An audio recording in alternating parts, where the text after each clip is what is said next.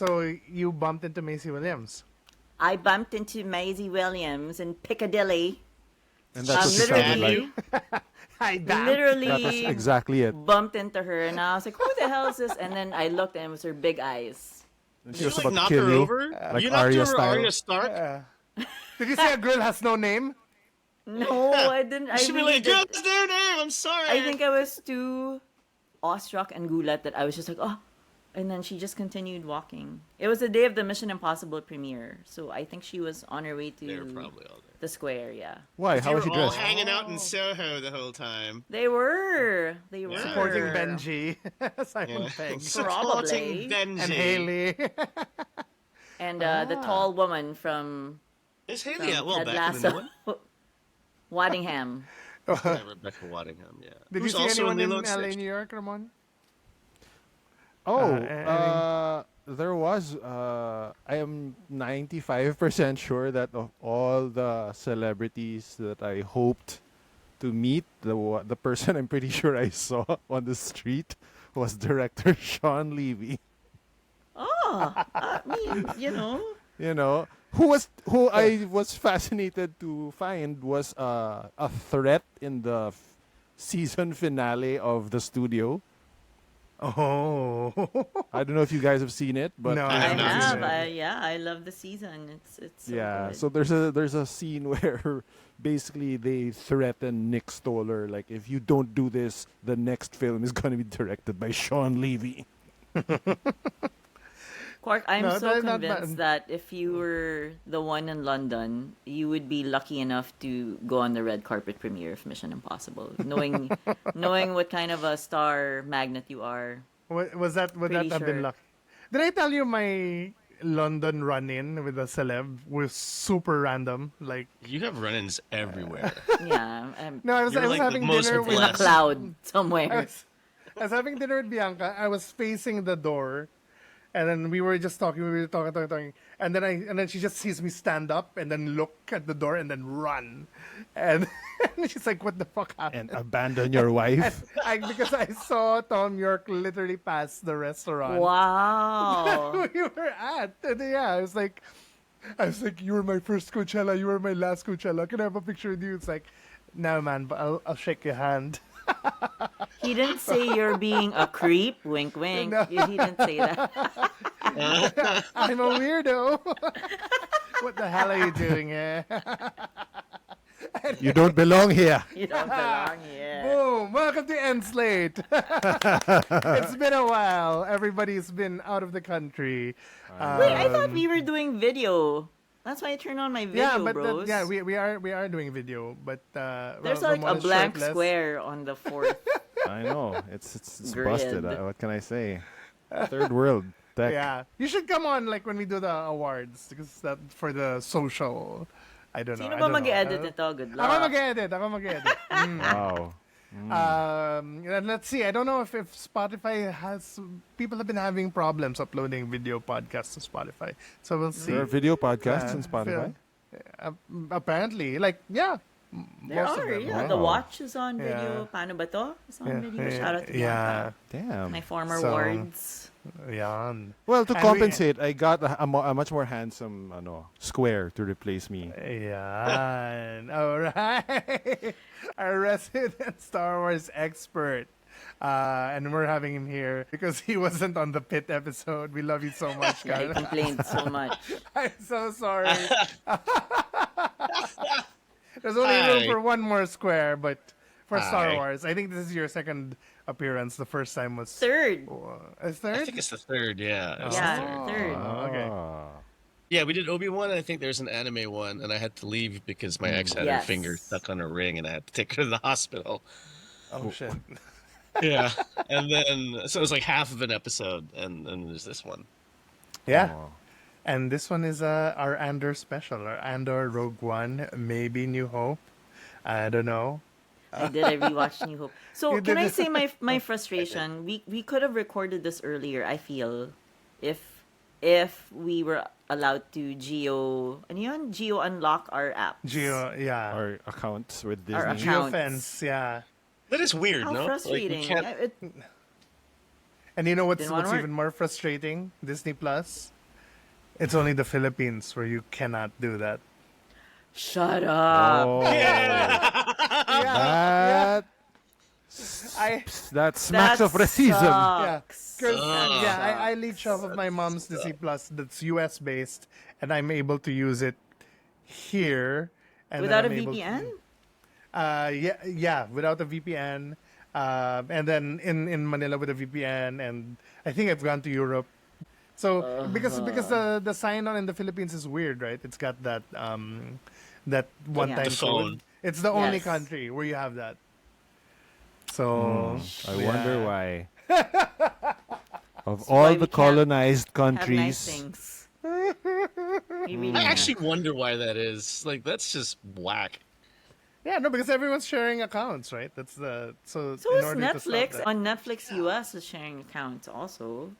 Anyway, why is Casas here? Why? Why did we invite him? Cassis is here because he knows a lot about Star Wars. He's watched the cartoons, which we can't be bothered to watch. But because I loved Andor so much, I'm actually tempted. And we'll be asking you what to watch if you want to get more into the rebellion storyline, I guess. And then, yeah, basically, we can also bitch and moan about people who went to the Star Wars celebration. And none of us did.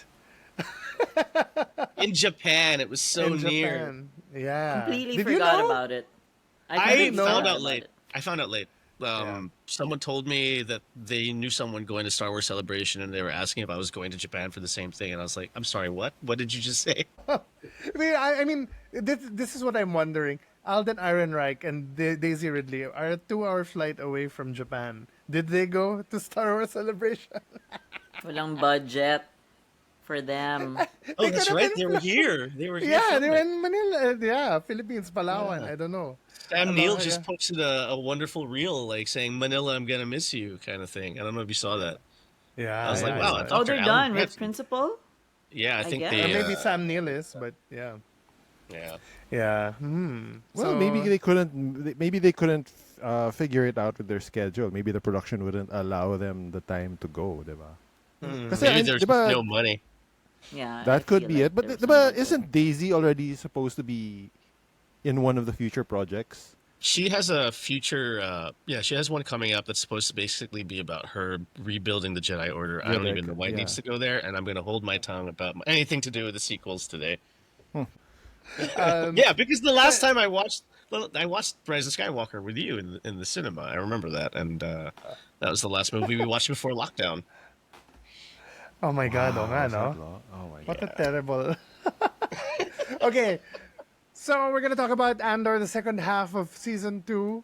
Basically, this is the Gorman massacre. The rebellion in Gorman begins, and then Mon Moth must escape, aided by Cassian Andor, and then the death of. Oh wait, spoilers. I mean, this whole Take segment it away, is take it spoilers away, already. Scarlett. Spoiler alert! Don't listen if you haven't seen the movie. Luthen commits suicide, but he survives, and one episode is Clea going to kill him, and then basically we're in Yavin getting ready already for Rogue One. What did you guys think of this second half? This is Grabe episode, naman. to be clear, episode 7, 8, 9, 10, 11, 12. Yeah. So the Yes. back half. Back half na siya. We were doing these episodes in blocks, but because of travel restrictions, we couldn't. So why don't we tackle the first block muna, the gore? Sige. Gorman Massacre. Yeah, because I so wanted to record like immediately after I had seen those episodes, but we hadn't left yet, but we were about to, we were in the process. So how did you guys find that block? Did it feel like the thing? Like, especially for Casas, who's like a much bigger sort of Star Wars fan than the rest of us, details wise. Did it feel like the Gore Massacre was what sort of the show had been leading up to or promising? Yeah, in a way. It's an interesting thing that Tony Gilroy did with the whole Gorman Massacre. So just to nerd out a little bit, in canon, there were technically two Gorman massacres, and what Tony Gilroy has done is managed to kind of combine them into one cohesive timeline. Oh. Originally, Grand Moff Tarkin, Peter Cushing's character back in New Hope, lands his cruiser on a bunch of protesting Gore and kills like 500 of them. That's originally known as the Gorman Massacre, and this happens shortly after the start of the Empire. But in Rebels, later down the line, Mon Mothma mentions Gorman Massacre again when she's bringing together the Alliance. And so what Tony Gilroy is, so people started thinking that there was something, they had moved it up or that there's a second one. So what Tony Gilroy did was he sort of created this, he blended them together into this wonderful, like he just made the timeline work. And it was everything I wanted. It was amazing. It was intense. It was so tense. It was exciting. I don't even know where to start with that. It was such that series, that block of 3 episodes is one of the best Star Wars related things I've ever seen in my life. Like outstanding work. So ni-retcon ni Gilroy. He's Well, like, he, like, oh, wait, this retconned- doesn't line up. Let retconned. me... Huh? He actually retconned a retcon, kind of. Yeah. He kind of just put it together, and they made it work for both Gorman massacres, and it's so cool. Wait, Casas, I remember some fans were messaging me to watch, I think it was Rebels or Clone War, probably Rebels, so a particular It was episode. probably Rebels. Yeah. Yeah. So that was the one that basically, they were referencing? That's the one, yeah. Okay. Yeah. There's, Because I think they sort of takes place right after 9, diba? Because yeah. there's a sort of other speech that Mothma gives post leaving Senate and fully joining the resistance or the rebellion, I should say. So I think that's the one that everyone was like recommending, but I was like, no. It's And then it's si Dan really Gilroy total was, di ba? Parang ayaw magpatalo. Like Dan and Tony, Yeah. they were like, no, we're gonna make a better speech. Ano na lang? Yeah. Let's just say that she needs to officially be escorted by the Gold Squad. Galing. They did it really well because it even lines up with the Rebels episode as well. Because I think I was reading an article where Genevieve O'Reilly was practicing the speech, and Tony Gilroy had apparently written out the whole speech, and She asked him to, apparently. yeah, she asked him to, and she asked him if she could read the whole speech. Yeah. So what it implied was that there's actually more to that whole speech than was actually aired on Imperial TV. So it technically even lines up with the Rebels episode of like, what was said in Rebels can kind of actually be like right after what was cut off when she names Albert Palpatine. And it's just it was very cleverly done. Like I know Tony Gilroy's he's historically not very fond of like all the Jedi and tying together elements of Star Wars, but he did it in such a clever way to really tell his story and then tie it into the Star Wars mythos. It's kind of like he was just like, I want to write a good story, and he looked at Pablo Hidalgo, the story lead guy, and he was just like, just Star Warsify it. Pepper it, sprinkle it with some... Yeah. So Star Wars which stuff. episode of Rebels is this? Or I which think- season? It's in season 3. I can't remember the episode off the top of my head, but honestly, if you haven't seen Rebels at all, and it's good to know what happens to Mon Mothma and how she makes her way to Yavin, and how the Rebel Alliance really comes together. Like she calls it all together, the fleet. But the thing is, it's such tonal whiplash, because you have to bear in mind Rebels is a kids show at its core. It's good, it's consistent. It's like it's got a consistent good beat throughout the entire series, but it's still a kids show. So you go from this dark and like very ground level, gritty, beautifully written Andor, and then you get these like fun cartoon characters who are fucking around, and it was a bit of a tonal whiplash. And I actually, while it was fun when I watched it right after episode 9, I was like, this is a little bit weird for me. Yeah, it's like going into it's like watching Midsummer and then watching Cinderella right afterwards or something. Or like Both blondes. it's that much of a Yeah. jarring shift. I saw this interview where basically Genevieve says, parang how she tells the story is, Tony asked her, "Do you want me to write the whole speech?" And she said yes. Like that would not just help me as a character, but like as an actor, you kind of want, diba, that diba, parang Tony Gilroy's offering to write you a speech, you say fuck yeah, diba? Parang Yeah. ganon. Like tangina, why should only Stellan get all these sobrang juicy morsels of dialogue? So she did write like the speech for her, and she also asked, "Can I deliver the entire speech?" Because she could have shot it like in pieces, but she was like, it's a different experience, syempre, to deliver the entire speech in one go, and they allowed her to do that, and then they cut around it. But it was such a gratifying experience for her, though. One of the things I want to point out and bring up is that this block finally brings together two characters who had not interacted at all in It's like heat. the Michael, man, that crap. So finally, Cassian meets Mon Mothma, and they barely have interaction in Rogue One, which I just saw last night. So how did it feel for you guys as fans of the show? Now finally, these two meet. It's like I thought Sleepless you were in actually Seattle going to talk. also. Sorry, go ahead. No, I thought you were going to go. talk about Cyril. I was like, I thought you meant Cyril and I Cassian. thought so They finally too. met. Yeah. Well, but they I'll met- get to that they met later. in They season met. Yeah, They yeah. met season one. Oh. Yeah. Yeah, but They- you they had forget, their right, reconnection, that they you met know. in season 1. Well, So one they guy finally- forgot definitely. One guy definitely forgot, but How crushing is that for Cyril? Like, you've been obsessing over this guy for so long. He's basically been like this white whale to your Ahab, and Yeah. to finally catch up to him, and you're in the middle of a death fight with him, and you've got him on his knees, and you're about to end him, and he's like, "Who the fuck is this guy?" Yes, who are you? imagine Moby Dick, diba? Tinetext ka na, who you?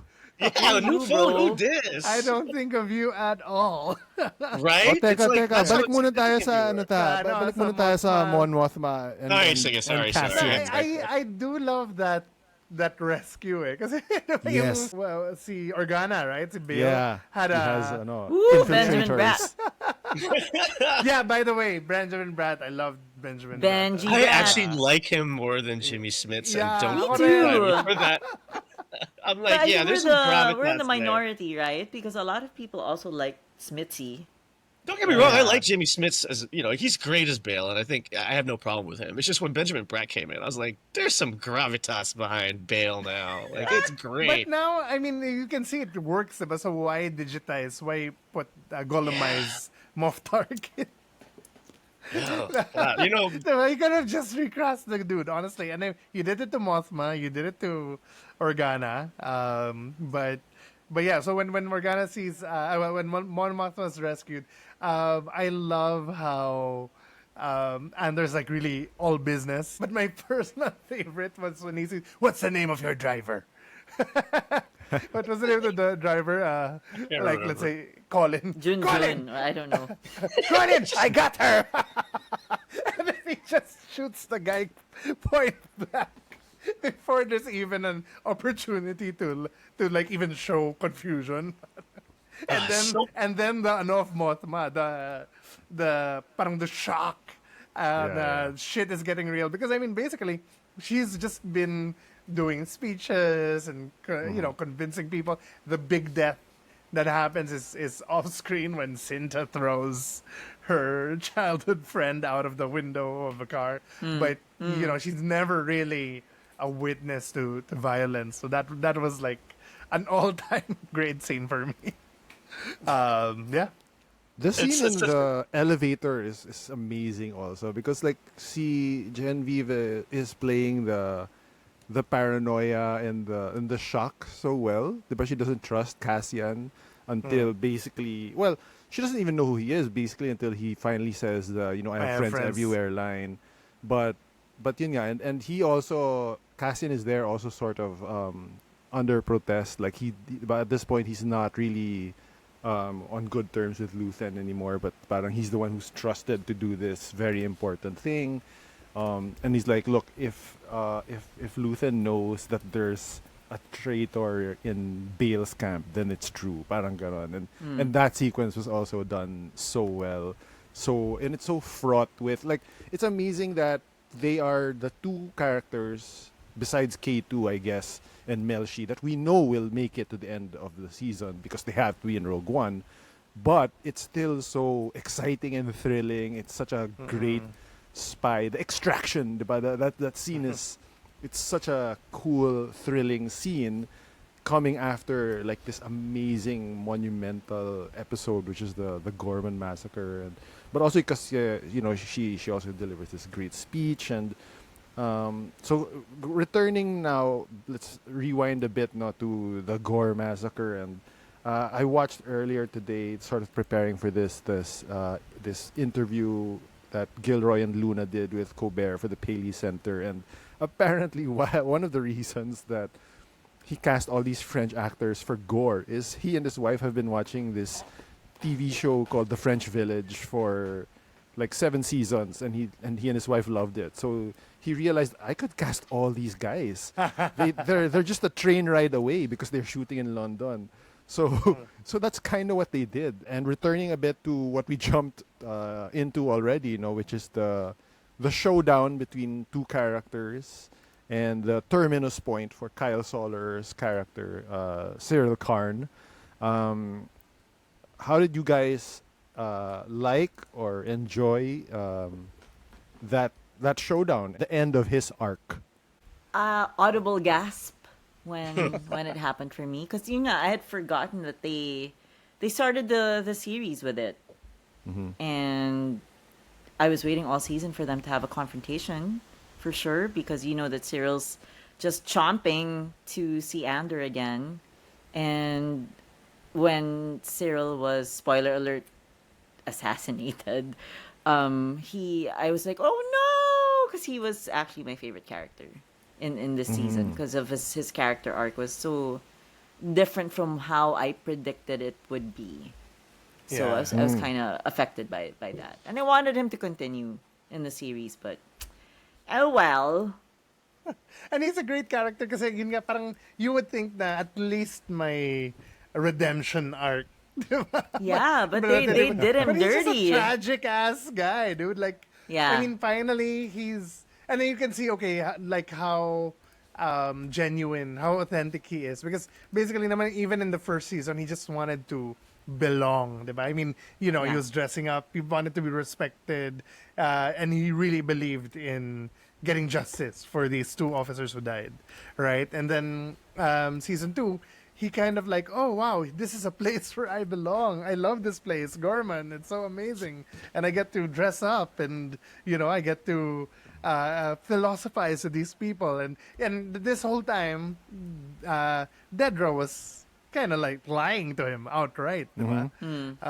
So ang sad lang talaga na at the point where he is actually at his lowest, feeling guilty, feeling betrayed by the one he loves, and then he had been lied to, and the place that he loved so much was kind of like being Threw him out. decimated because of him. Biglang all of this happens, and then he has to go and save Dedra now, but wah, wah, wah. The only good thing probably that came out is that he could have killed. He beat Andor in a way, right? He had Cassian at gunpoint, and it was the dude he betrayed, who was a believer in peace, in peaceful relations, who shot him. So yeah. Ang daming juicy ironies talaga. Like one after the other na it's really, when you're parsing it, trying to examine it in hindsight, like, god damn, there's so much good shit happening. I mean, that's probably why I think it might be the highest rated episode of the series on IMDb, but Deservedly I mean, so. It's amazing. I mean, one of the things I genuinely love is like, parang I love kasi how pathetic. I think I've said this before. Parang I love how pathetic Cyril is, but to see him finally sort of have the shades drawn, and then learning na, parang that gif of like, are we the baddies? Parang ganun. Yeah. And then, but you can see it when it's so naked in front of you na this is a trap that I have been part of, and then my who I thought was my love, my partner was manipulating me, and then you realize what the empire is and stands for, and yet he's finally there. You're so close to your redemption arc, but then you see your white whale, and then that sort of pettiness na it's you, parang ganon naman na hindi niya mabitawan, and it's surprising how brutal that fight is. Diba? Yeah. There's almost no score, and the sound effects, the blows land so hard. And even Cassian is like, what the fuck is going on? Who the fuck is this guy?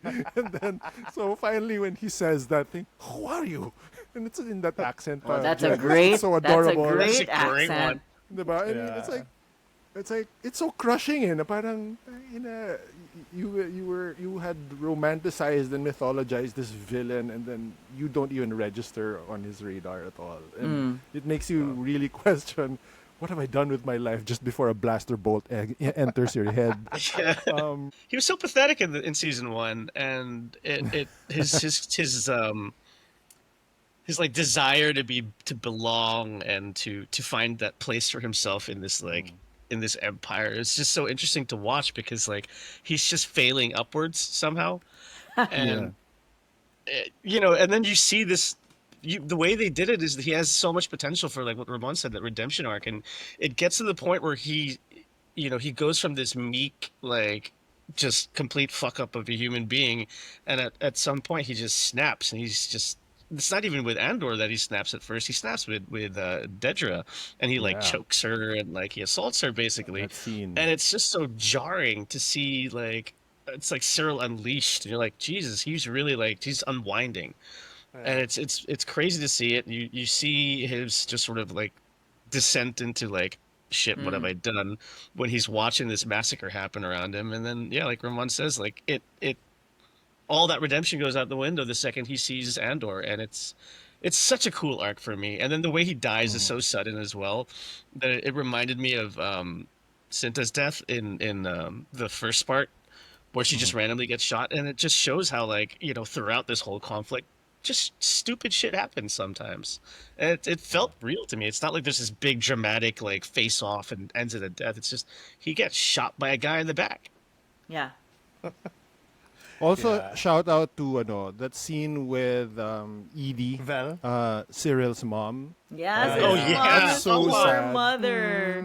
Diba? Just Because like- she was validated, right? But yeah, vindicated, validated na parang, oh yeah, these guys are terrible. you shouldn't be there. Parang ganun. Pero galing nga kasi the character is kind of a comedy element, diba? And then to see it suddenly so humanized na this mom mourning her son, it was so sad. What a button to end on. Especially after they had dinner, and their relationship is so typical. Yeah. Oh, that Mama's dinner scene is boy, fantastic. yeah, just coddled. Wala. Sad. I was really hoping for a Dedra Edie moment actually, because they both love him so much, right? But they're both at odds about.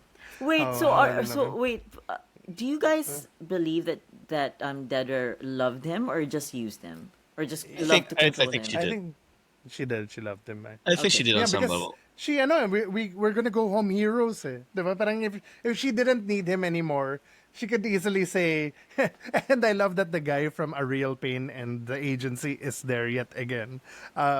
She could have said, take him away, Admiral, or whatever. But she didn't. In fact, she was breaking down because he got to her also in that sense, it feels. Yeah. So parang, I mean, great. Both of them are really fantastic characters, and I didn't think I'd love them so much actually. Oh, she's so fantastic to watch. I mean, like her whole character is just like, I found myself throughout the whole series wanting to watch more of what the Imperials were doing. I didn't think I'd be so interested in watching like a corporate meeting Yeah. before. All those scenes when they're just there in the control center with Partagas. I'm like, this shit's fascinating. Oh, yeah. Partagas Yeah. is so great. I love He's it. awesome. He's so great. Oh, Diba? Parang God. ako talaga bureaucrat talaga eh. Oh. God, he's Okay, so fantastic. on that note, shall we proceed to the final block? No, I wait, want to wait, know. no, Talk there's about- one thing. K2. We didn't talk about the Yeah. episode. We didn't talk about the receptionist at the hotel. Oh yeah. Okay, sige, go, where, go, Where, sige. where the line comes from, which I I love. know rebellions are Like, built on hope. Oh my wow. gosh. Parang when he said it, I was like, Galing, di ba? It's So clap. Okay, there's an anecdote here which Gilroy has told on Seth and in this interview I mentioned earlier, where it wasn't in the script, and we have his son to thank, who was one of the morons from episode Oh, 2. and the Moron Rebels. Yeah, so Ah. apparently parang one of the things that they do, I guess, I don't know if they live together, but basically one of the things the son of Tony does is he'll visit his dad in his office, and whatever dialogue is on the computer screen, he does what's called a stress test, which is he will read the dialogue in the worst delivery possible. Trying to check if it's like idiot actor proof. That's how good the dialogue should be. And so he was doing this, and then he had just seen Rogue One parang re-released in IMAX. And then he said, "So what are you going to do about the, rebellions are built on hope thing?" And then Gilroy was like, "I don't know, what do you mean? Parang, the line from Rogue One." Like, yeah, but that's Cassian saying it to Jin, and then Jin saying it again to someone else later on. And then, yeah, but where does that come from? Who tells it to Cassian? That's parang, and Gilroy thought, isn't that just like a Star Wars thing? It's parang, no, Dad, it's not. Parang, get on the stick, man. Parang gumanon siya. So parang, and buti na lang, it was around that time na he was probably writing Gorman. And then, parang, oh, I'm going to put it in this bellhop. Diba? Parang, and it's such a cool yeah. origin and the story diba, of the bellhop, which is he saw his dad die. He was one of the people killed by Tarkin landing on the square. And he then- never left, diba? He never, Yeah.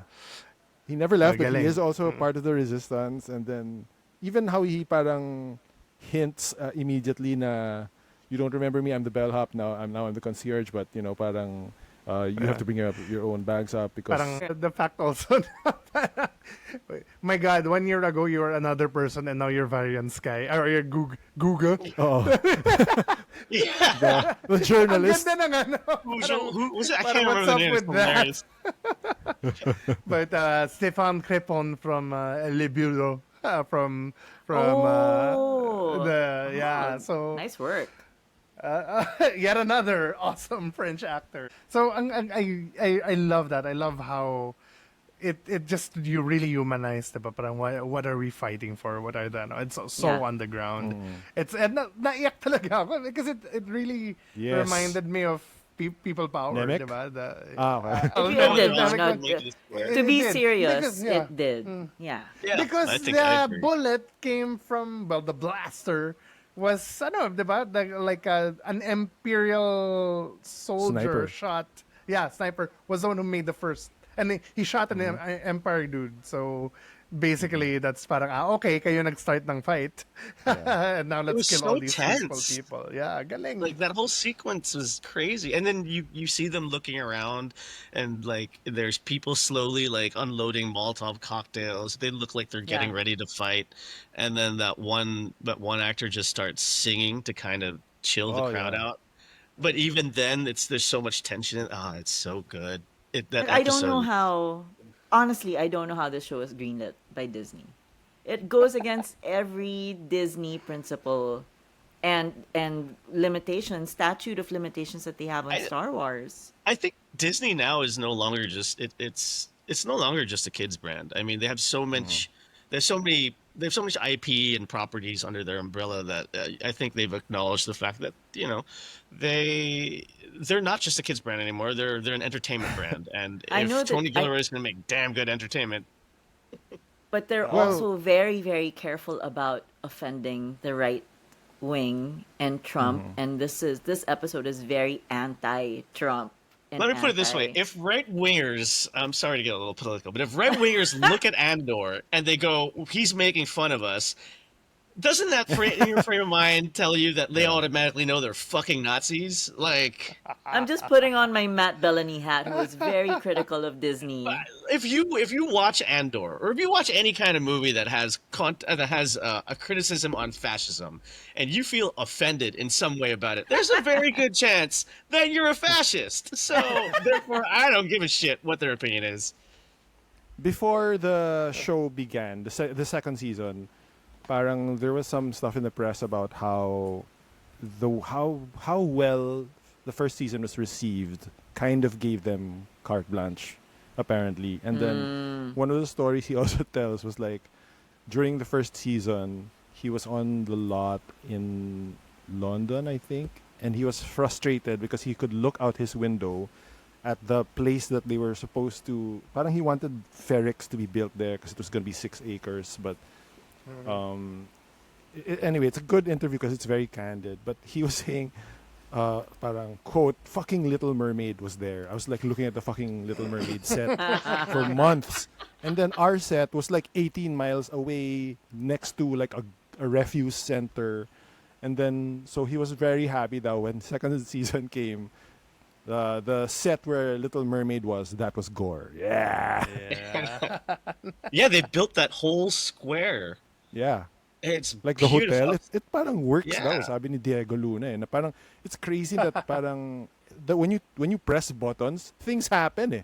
So it's they not just the volume, it's really physical sets. They Yeah, don't use yeah. the volume at all. Well, there's as far as I know. some, yeah, they don't really use volume, but there's the green screen to, Yes, edit there's a lot of certain green things, screen but- work, obviously. But they'll build the square, which includes like the fashion atelier, the hotel, the office, the ISB office.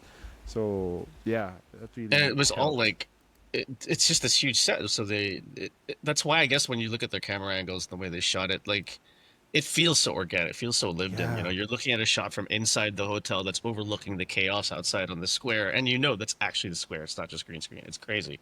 I don't know. It just felt it's so. I love the use of practical effects, and I think they understood.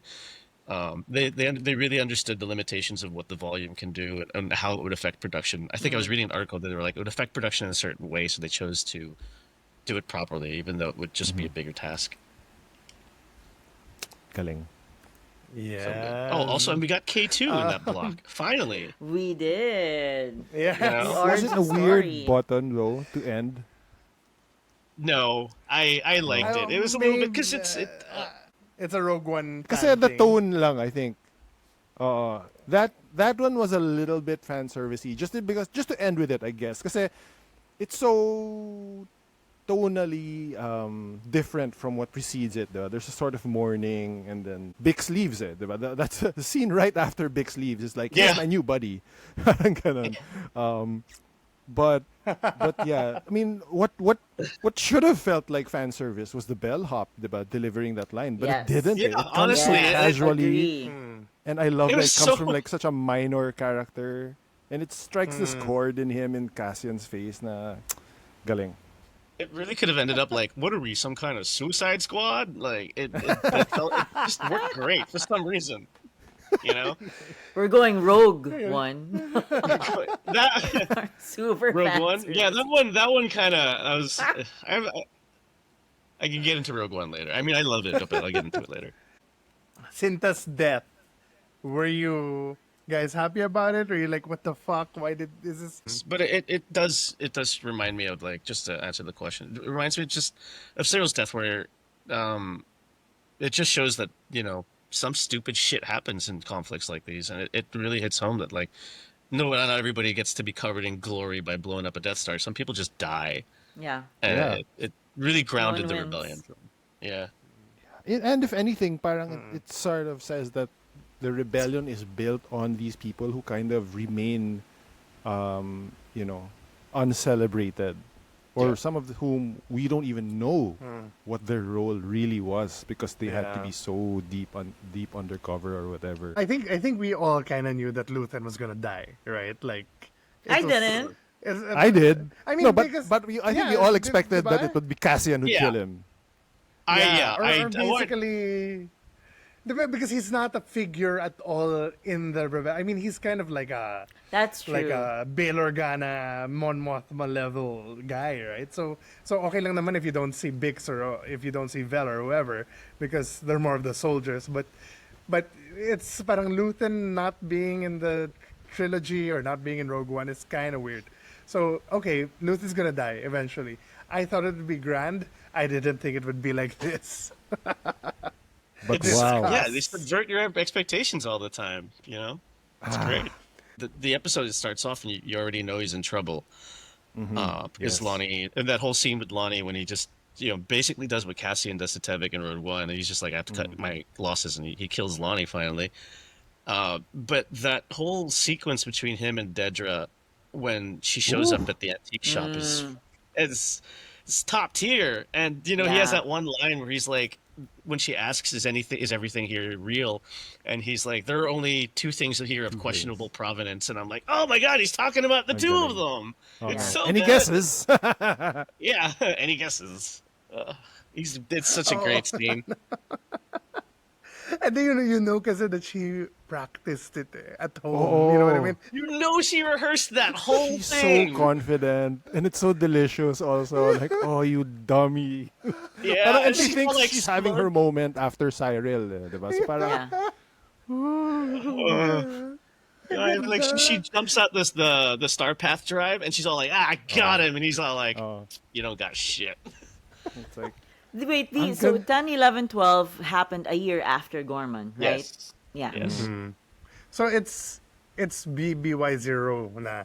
Yeah. Well, There's no more it BBY says zero. one, diba? Yeah, it's Yeah, it's one It's eh. just one. one na yung ano. Yeah, there's no more zero canon. It's like how like BC 80, there's no Yeah. BC 0 or 80 0. It just goes from BBY 1. That's to why I got a little confused. Parang, I thought Maybe this was Y1. gonna lead straight to Rogue One. But why does it have like a No, year they pa removed the to zero go? from the timeline. Well, That's apparently, dumb. ang layo ng ni Tivet.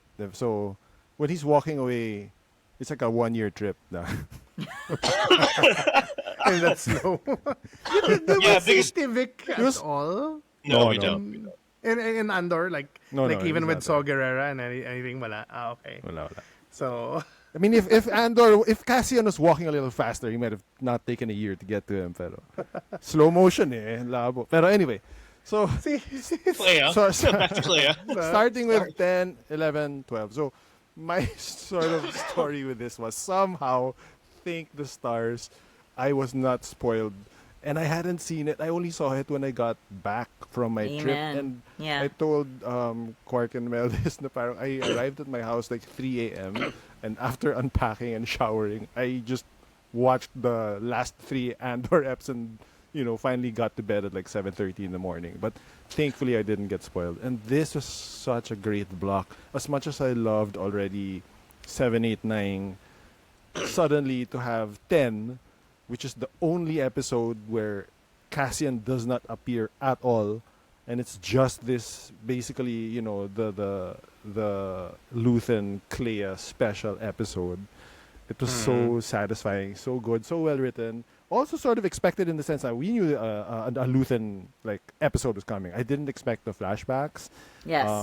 I did sort of expect Clea to get her moments, but to have lots of moments is so Yeah. gratifying. I did expect that. Well, from the beginning of season 1, I thought this is gonna end with Cassian having to kill Luthen, and it'll be the right thing to do, diba? But it's just a different person, and they make it more appropriate. They show also why it's more dramatic that way, and they don't do the fan servicey thing where it's like there's no final words, diba? There's no closure. It's just like, yeah, it has to be done. And then it also cements this thing that Colbert makes fun of Gilroy a little bit for, which is parang Cassian becomes such a murderer in Gilroy's hands na parang every time na lang, diba? The show starts with him killing like a bunch of people for information for his sister, getting shaken down by the cops. But every time he meets somebody na, is this weird? Is this weird? Patay, bang, patay ka. Parang ganon. Like the driver or anybody basically. And here, it's Clea and Luthen Clea to Luthen and Luthen to Lonnie. And even that scene with the actor who plays Lonnie was great. Like the parang he's in a way the first person to kind of really put together what the Death Star is, 'di ba? And then it has to transfer to Luthen, to Clea, to Cassian, to Mon. the council, and then those are the parts that I didn't sort of expect to see here, and it elevates like these roles for Clea, but it's that showdown, of course, with Dedra again, so juicy and satisfying and so yabang talaga na, you moron, you don't know what you're up against. Tapos si Luthen, cold-blooded motherfucker din siya. Like, I mean, I mean, in all earnestness, after everything, like, Lonnie, you were a good soldier. I know we blackmailed you and, diba? Parang, No, Lonnie's the best, man. yeah, diba? And biglang, nope. Gonna kill you. Did you notice that, especially in the previous block, Lonnie's the one who basically alerts Luthen to Bale's team being compromised. Yeah, because the mole, like when they're talking about it, they're like saying it's Inspector Young's agent. So it's basically Lonnie's agent that is on Bale's team, and he sends like the most incompetent agent ever because the second she's like in trouble, she's like, "I'm ISB."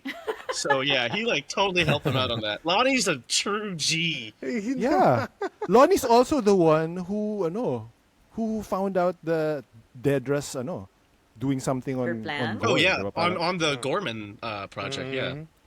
So Her role, yeah. yeah. They write it in such a way that there's nothing that has to overtly be on screen, which I love. It's like you get snippets of conversations, you get snippets of like lifestyle. Like we know at some point that Lonnie tells Luthen about Bale's team, but we just don't see it. It's implied, and it's really cool. And things like when him going through Dedra's files, just to bring it back to the current block, like going through her files and stuff, we don't see it actually happen. We don't see this whole thing happen. He's just having a conversation with Luthen. He's like, some shit's going down. Yeah. And it's really cool because it just throws you into the middle of everything, and you pick up all these context clues of what's happening. Yeah, the opposite of the Netflix philosophy. Yeah. The basically what you kind of have to say. Anti-exposition. Yeah. Grabe. There's no heavy. It's so natural in the writing. Like, when you see people running into a place like, "Oh, tell me, have you gotten the safe route to our place?" Blah blah blah. Like very specific of asking things what you want.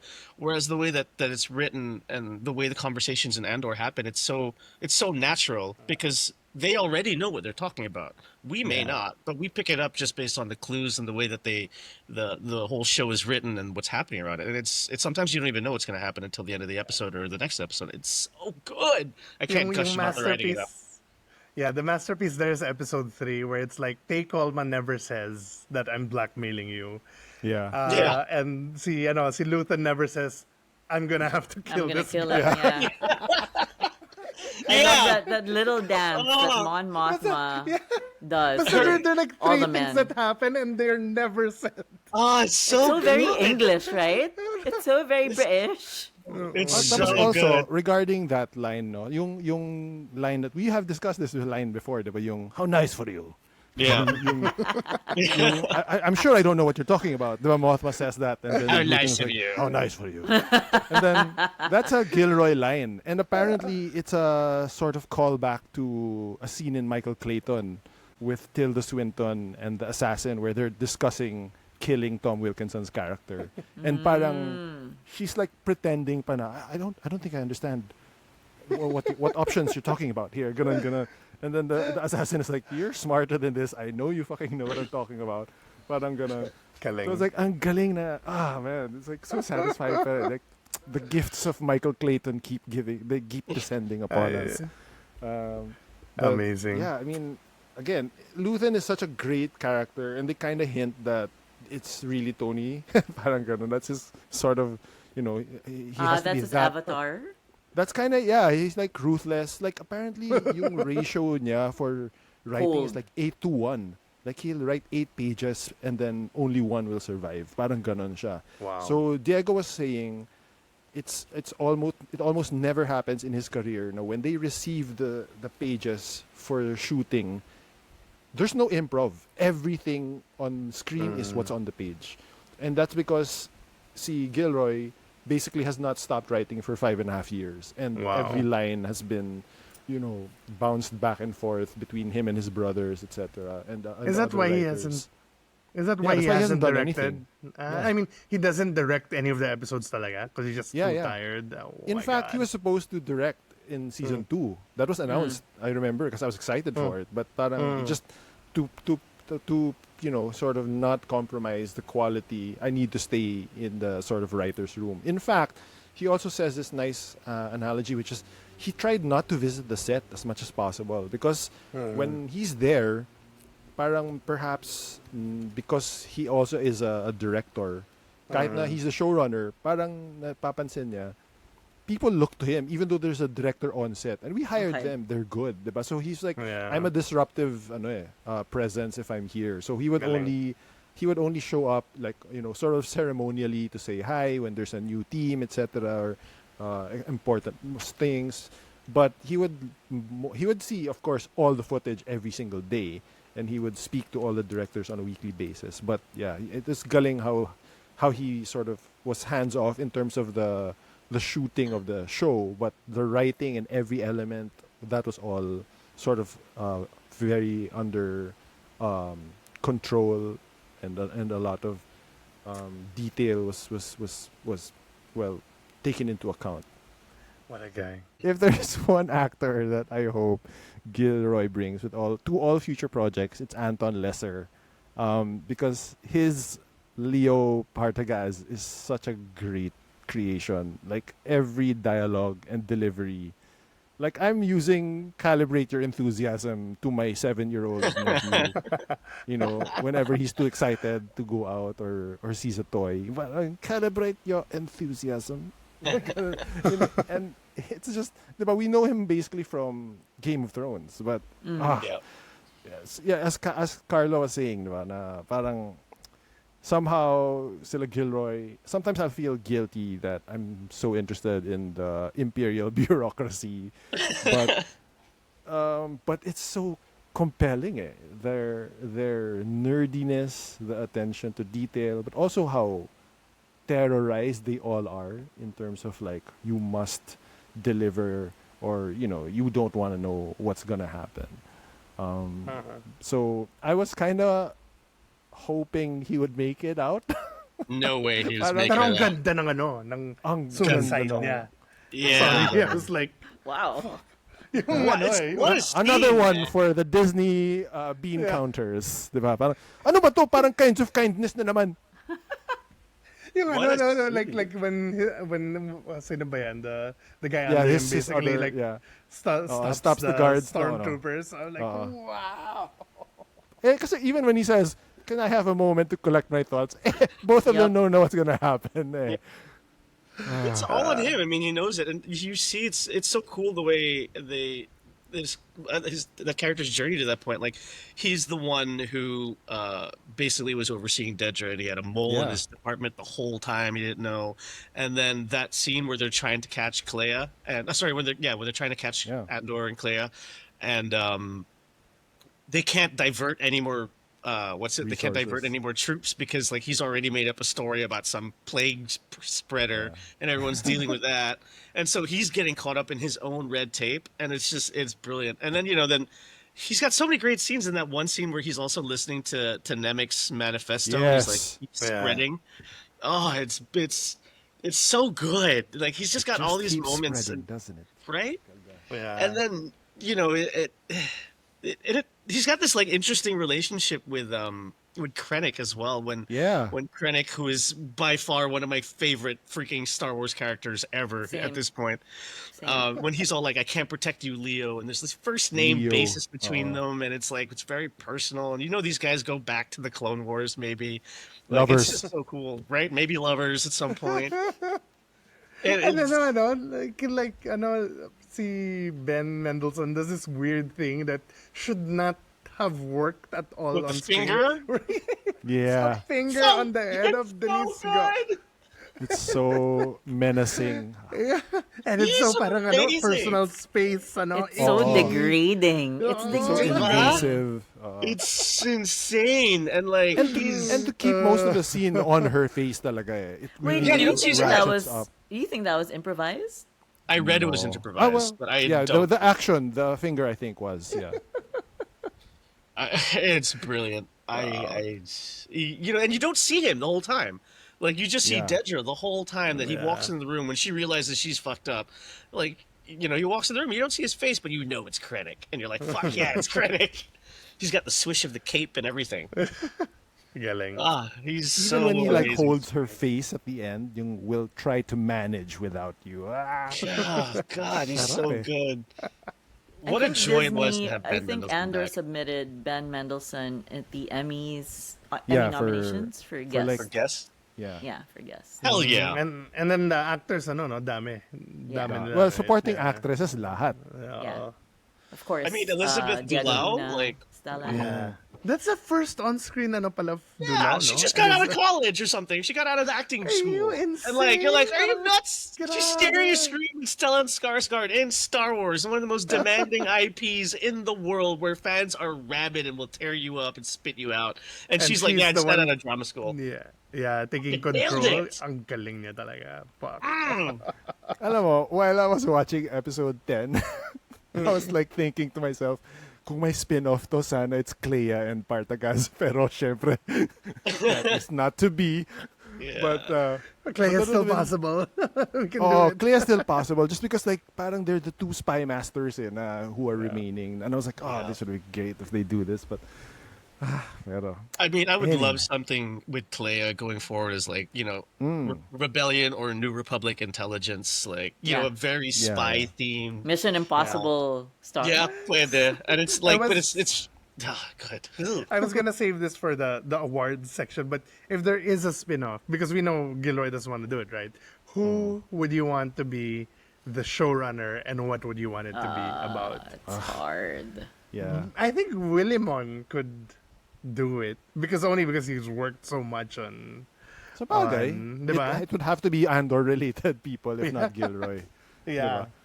So, but Willimon on because he did House of Cards, maybe the more of the political side of things. Yeah. Um, Tsaka yung behind-the-scenes manipulations. Eh kung ganyan, The that's sana backroom Jesse Armstrong deals. na, like talky. Oh my God, could you imagine? I Jesse would- Armstrong. I would go with maybe Jonathan Nolan. Parang, For parang like a Disney very would have a spy- stroke if Jesse Armstrong. Jesse Armstrong. There's no sex, that's for sure. It's just a lot of talking and backstabbing and That's it. Shakespearean levels. And for sure, si Tim Simons would be cast as some kind of, Nazi fascist. Di ba? Parang papasok yan. And then, oh my god, I would so watch this show. You got that. but it, Anything I you think, guys? Oh, I think it helped that, yun nga, parang Gilroy wasn't a fan. Di ba? Yeah. yeah. And parang apparently Anton Lesser had this interview where parang I think one of the things told to him was like, don't think of it as Star Wars, think of it as John le Carré. So parang, As parang okay, John le John le Carré. Carré.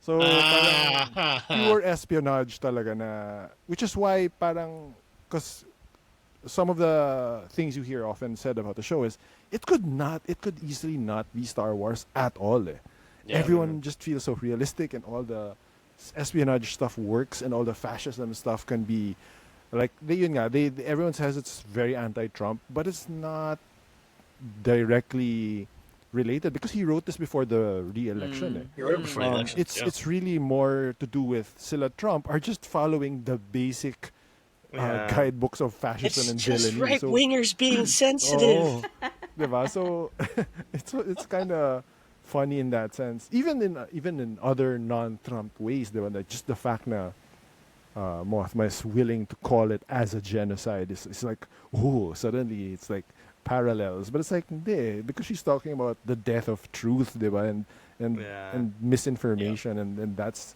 going to be Great speech. present even going forward, so long as with the changing technologies and stuff. What about the final parang culmination of Dedra's arc in basically the prison that Cassian was in, diba? In something like that. In I always thought Arcadia. she would get assigned to the Death Star, honestly, at the end. Yeah. I thought that was gonna be like her punishment was like dito ka sa bowels ng Death Star or something. Like, the mismong reactor room where Luke Skywalker's gonna drop a bomb on your ass. Or the garbage dump. Yeah, she's the.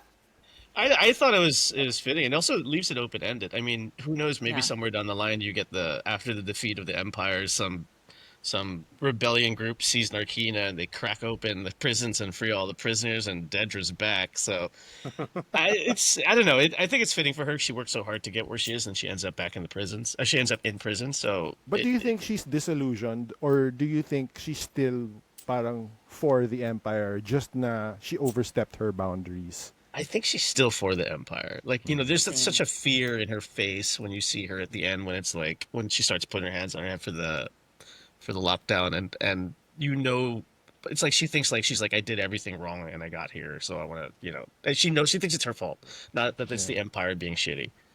Ako, the romantic in me is like, I lost, Cyril because of this. So, ano yan, disillusion na yan. The solution. Or first order. Wala, Maybe. I she's mean, duty bound. She's really she's in love with the Empire. It's such a interesting parang note that it's mentioned. Might not have been this block, but it's mentioned na she grew up pala in an orphanage, an imperial orphanage. Kinderblock, yeah. Kinderblock hayop. No, she talked mentioned about it. it, right? And that dinner? Was it that dinner? Yeah, with the think it was ODD. with an yeah. ODD. Yeah. yeah. With So it's such a like. It just makes the character more interesting, I guess. Na despite growing up like in an orphanage, na Tapos nakakatawan, diba? Kasi apparently, they caught, the fans caught that, like, when she was young, wala pang Empire. So there weren't any Kinderblocks yet. So if you go to StarWars.com, she grew up in something akin to a Kinderblock from the Empire. may ganun. StarWars.com. But yeah, parang just the fact that she does not know, has not felt the loving touch of a parent, or parang this is really all she has.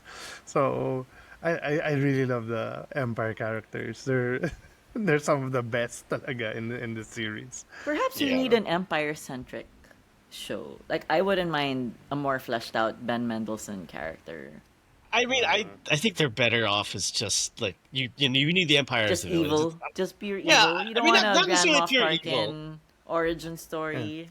Well, the danger kasi is- 100%. No, Moff Tarkin shows up in Clone Wars anyway in the series, so you got a little backstory there. It's just I don't need to know I don't need to show glorifying Yeah. space Nazis. Yeah. But I Parang think I agree there's a that there danger of are- humanizing them, but also I also don't want it to be done by weaker writers, basically. Yeah. There's Parang very few ganun lang. writers I would trust with something like that.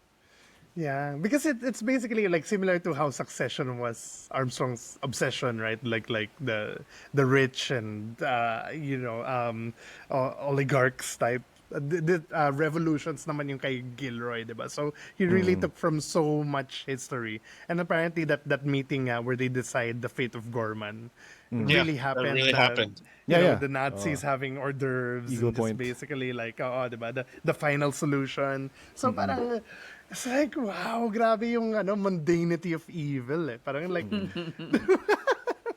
parang, that's what I want to see. Not Bad guys. They're just like humanizing us. them, but just like, oh my God, like how a zone of interest talaga eh. Parang, wow, it's so chilling, diba? Parang wild. It's it's like the evil side of the coin of Ratatouille na parang not everyone can be a great Nazi, but a great Nazi can come from anyone.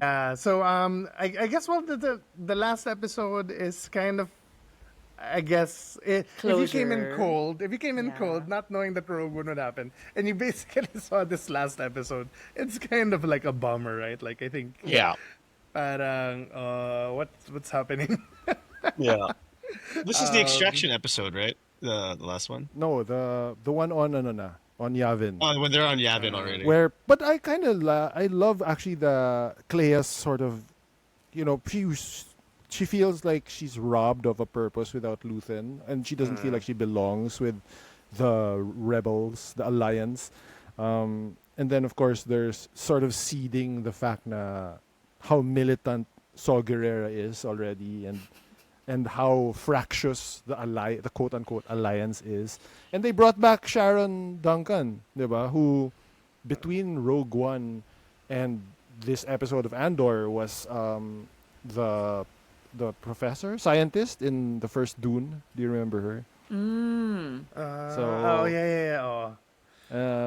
And then I mean it's funny though. We'll get to Rogue One in a bit, no. But one of the things I forgot and I wanted to ask was it a surprise for you guys that the reveal that Luthen was Empire? I actually was trying to figure out what the uniform was, and it was only when I got on Reddit I realized it. I actually thought he was a separatist. I was trying to place the uniform like, well, he's obviously not a clone. Maybe it's far back enough that it didn't occur to me that he would be an Imperial. But it makes sense. He's like a This was disillusioned when he was Imperial saying, officer. "Make it stop, right? Make it stop." Yeah. Make it stop. Yes. Yeah. Yeah.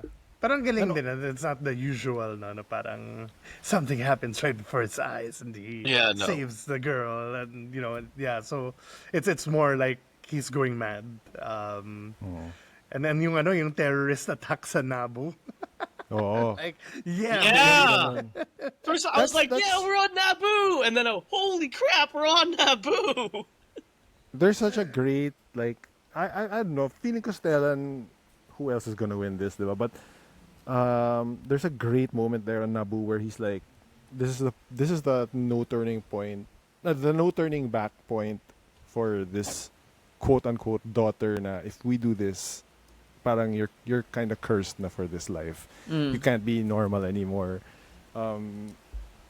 Galing eh. The instruction of like, don't look, and then now look. Yung parang, we have to be believable, we have to commit. Diba? Parang, am I your daughter now? Parang when it's convenient, when we have to be what we have to be. Ganun. It's so satisfying. And also, cool na, diba they reveal his real name is Sergeant Lear. Lear. It's Lear. And then his cover name is Luthen Rail, so he does the Alucard thing. It's like for a master spy, it's pretty damn lazy. You have to admit. Okay, before we go to Rogue One, should we do the awards? No? Okay. Okay, Andor Awards. Best location in the show. I'm a toss up for me between the Senate building and Mon Mothma's estate. Best planet, basically. I really love Coruscant. Like Coruscant I agree, love it. Coruscant. So amazing. How they rendered it here was Yeah. better than the prequels for me. Yeah. Oh my Apparently God. that yung isang building is a real Valencia. building. Yeah. Spain. It's in Spain, right? Si Clara, what's his name? The architect. He also did the Oculus, which I just saw in New York. The one that looks like Aaron Yeager's final form. The one by it's World this- Trade Center. Yeah. Yeah. Galing. I mean, Yeager's wow. final Because form. Coruscant has always been my favorite, like ever since the video games and I know everything. ever since So, the concept yeah. drawings, it was Yeah. so nice Yeah, so of parang the at original last. trilogy. Coruscant sometimes feels like like Blade Runner's LA if it didn't get dirty If it wasn't raining all the time. Yeah. or nighttime. It's such a cool view we get of Coruscant, though. Like, because compared to what we get in the sequels, it feels very polished. And then, but we get another point of view of Coruscant in Andor, and it's just beautiful. Ground level, Yeah. right? The public housing was in a Yeah, the safe house. It's a really fleshed out city, like Yeah, Zootopia. fantastic, It's just so fantastic. many things. And it's a whole It's a really planet fleshed that's out like city, that. like Zootopia. Zootopia. Best new location, best new planet that Chandrila. introduced. Chandrila. That, Oh, you know what? No, I take that back. The Gorman Plaza. Ooh, what a set. That's yeah. nice. Space France, man. Space France. Did they show Gorman in Rebels? No. No, Or no, is they this the mention first- it. yeah. They mention it. They mention it. Amazing. I might Okay. be Aldani Which I one's do love Aldani that. again? No, isn't that The season heist. one? The heist. in season one. Season one. This is all of Andor. So Oh, Aldani okay. can be counted. Yeah. Oh. And apparently that dam is real. It's a dam in Scotland. Like parang it feels like it doesn't belong to this world is what they described it as. Parang we have to use this. So and then and also parang that sort of mountainous na green Highlands. I was gonna say the Oh, mountains. and then just that scene also where they made the TIE fighter terrifying again. Like Yeah. and of course when it flies over, like it's Yeah. so low. Yeah. It's so good. And the way they used it in Gorman And too. the celebration, diba? That Oh, the the eye. fireworks. Yeah, That's the parang the escape into basically what's like the Northern Lights, diba? Oh yeah, in the first season. The I'm eye, glad parang we ganun. didn't see any more sand planets. That's for sure. Yes. Yeah, my God. There's only There's so much a freaking desert planet. I can Moratorium handle on at this sand point. planets in this series. If they went back to Tatooine, I would be so I know, upset. it's like, oh I'd god. be like, No, they'll go to Jakku. I would prefer Jakku. Because in Star Wars, in A New Hope, Luke's all like, oh, there's a bright point in the center of the universe, then you're standing at the part farthest away from it. It's like, okay, Tatooine's remote. Then why the fuck does everything happen there, man? Jeez. Yep. Best villain. Do we count Krennic? We can count Krennic. Because I really love him, especially with Rogue One. Oh, this He's- guy. But Mwah, mwah, mwah, mwah, mwah. Krennic versus Dedra. Dedra's a villain. Syrill's Yeah. a villain. Yeah, Partagas is a villain. I would. Oof. It's so hard because the villains are written so well. Yeah. Yeah. I Cyril doesn't even feel like a villain, Kasi Yeah. He's such a he's tragic seeking character. justice, Yeah, he just Cyril's he's just mom. misled. Cyril's mom is the best villain. There is a best citizen later. So, yeah, that can go to ED. I think mine is really Krennic. Like, I mean, Krennic. he spearheaded the Death Star, guys. That's his. I- That's his baby. If He's if such we're a not glory hound, kasi. he's so good. I feel weird counting Krennic because he's really more of a jet. It's too easy Yeah. to pick Krennic. Yeah. So I'll go with difficult choice between Partagas and Dedra, but I'll go with Dedra because she's a do lot go more with fleshed Dedra. out. Too, though. Yeah. I love the bureaucracy of evil. In the Yeah. show. I didn't think I Yeah. would love watching Office shit. Like, like what? Speaking of best supporting Empire person, I think Parang it's same gonna be villain na yun, unanimous. No, but not really. Can be a spy for. Ako yung the- janitor. The janitress. I mean, there's Lonnie's. I don't count Lonnie as a villain. Lonnie's a rebel. Yeah, through and I think through, Lonnie. okay? So he's not a Lonnie's villain. mine. Mine is the janitor in episode. Was that the first episode of season 2 where she was Mine doing is- cleanup of the TIE fighters? You don't Wait, see the one who this said crap. I had fun, or yeah. I had fun. Oh, girl? yeah, that's the first. Although spy din siya. Oh, Spy siya, pero auxiliary Yeah. staff. I love the Empire one person naman siya. supervisor. Yeah. Sorry. I love the one supervisor who survives. The one who's all like, don't go in the room Mm. when Partagas kills himself. He's just like, I'm just doing my job, man. I'm sorry. And even And the he's during- really looking out for number one, no? yeah, and he's the one who's in charge when Mon Mothma's doing his speech. So by all counts, that's his fuck up. So he shouldn't even be there by the end of it. And he gets out clean. He's still there by the end. We didn't even bring up the fact that there's a pretty great action scene because K2 uses heat as a shield. Oh my god! Yeah. That was the most. That's the one that I would have been like, That's- how did Disney approve that? That's the most ghoulish shit I've seen, not just in Star Wars, but in a while. Like, I don't watch a lot of horror movies. Open-eyed corpse, Grabe. Yung, Yeah, iba si Kato SO dito. Parang like, wow, suddenly he's my favorite droid. Parang, he's just a little Wow. smarky. He's pretty and- violent in Andor versus Rogue One. Yeah, diba? Yeah. No, he's Parang pretty violent menacing in- talaga siya. He's pretty Wait, I wild. want to add the journalists of the galaxy, because this was parang I didn't know there were journalists in the galaxy. why And would fake there news, be? spreading fake news. Right? Yeah. the propagandists, you mean? Yeah. Or- No, there No. are news people. They were watching the news, okay. and then Cassian plays a journalist. That's his cover, diba? When he frees, Yeah. when he takes out Mon Mothma. There's a lot of Best working rebel people. leader. Oof. Best rebel Wow. leader. I love Mon is easy. Mon Special and shout Luke. out though to my boy General Draven. So Galing din he ni was- Draven, Yeah. Draven has this Yeah. thankless role, but he performs it so well, which is Yeah. He's like great. everyone's better than me, but I have to keep Yeah. saying yes to them. He's I he's need them. great. Just his sex education, right? That guy. The Yes, principal, he's the yeah. principal. He's the principal. He's All right. great. Actually, I didn't even put that together until just now. I was like, why does he look so familiar? Oh, yeah, he's the principal in sex education. Baka Luthen ako though. I mean, just because of those monologues and how Maybe. freaking he is. Pero gets ko rin Ruthless. yung parang hindi siya quite leader eh. Talagang spy master intelligence Yeah. siya eh. Master of Whispers. Yeah, he's basically Varys, you know? Yeah. Parang well, I guess we can count so. To be fair to Saul Guerrero, I kind of love that fucking Rido ba yan? The Like, Rhino. that The scene, Rhino is my sister! parang it's so bad and then it gets so good. Actually, I was listening to the last episode you guys did when you were like, yeah, Saw and Forrest Whitaker's performance just gets unhinged. It's actually interesting because if you watch the media in order, you kind of see him just slowly go more and more insane. Like, Ang galing it's eh. not even Talagang the rugby got to him. Yeah. And then he's all like, yeah, we know you're on Genesaw. He's like, no, I'm not. You don't know where I am. Don't tell them. Oh, ang ganda nun. Dude, we know you're on Jeddah. No, I'm I not. literally not. I'm not. What are you talking I'm on about? Jeddah. He's so good. You have no idea where I am. I'm everywhere. Dude, it's right behind you on the hologram. He's like, we can see the temple, Saw. Oh, like there's sand behind you. You know, I'm pretty sure that's the Imperial cruiser in the distance. He's like, you don't know where I am. Best rebel fighter. Maybe Sinta.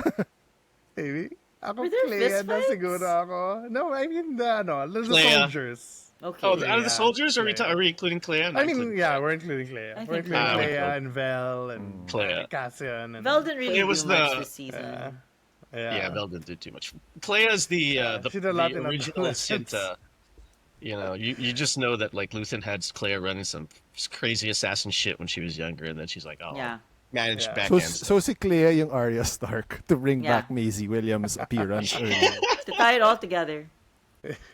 Weakest character, meron ba? Parang it's hard to say because Hard, parang no? you're always surprised at how much dimension actually people are given. Yeah. Like to say Even the someone is gore, the weakest, right? Like, yeah.